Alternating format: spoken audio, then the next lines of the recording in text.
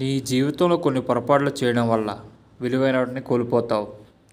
నీ పర్సనల్ లైఫ్లో కానీ, నీ ప్రొఫెషనల్ లైఫ్లో కానీ కొన్ని విషయాలు నువ్వు చెప్పడం వల్ల నీ లైఫ్లో కొన్ని దరిద్రాలు అనేవి దూరం అయిపోతాయి.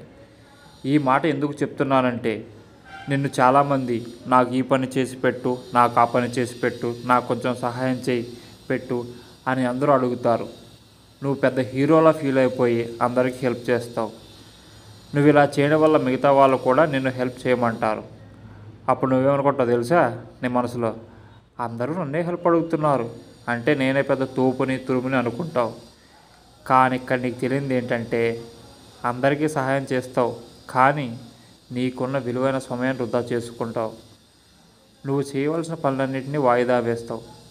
దీనివల్ల నీకే నష్టం, వాళ్ళకి కాదు. నువ్వు సహాయం చేయి, తప్పు లేదు, కానీ అది ఎప్పుడు నువ్వు ఖాళీగా ఉన్న సమయంలో మాత్రమే. నీకున్న ఇంపార్టెంట్ పనులని పక్కన పెట్టి ఎవరికి సహాయం చేసే పని ఏంటి? నువ్వు సహాయం చేయలేవా? వెంటనే నువ్వు చెప్పేయి, నో ప్రాబ్లం. అదే మొహమాటానికి పోయి ఎస్ చెప్పావా, నిన్ను జీవితంలో ఎవడూ బాగు చేయలేడు. నీ చుట్టూన్న వాళ్ళు నీ సహాయం పొందుతారు తప్ప వాళ్ళ సహాయం ఎప్పటికీ నువ్వు పొందలేవు. అందరికీ ఎస్ చెప్తే నేను మంచోడు అంటారు అనుకున్నావా? నిన్ను ఒక చూతే అంటారు. అదే ఒక్కసారి నువ్వు చెప్పి చూడు, ఆ క్షణం నుండి నీ విలువ అనేది ఎంతలా పెరుగుతుందో.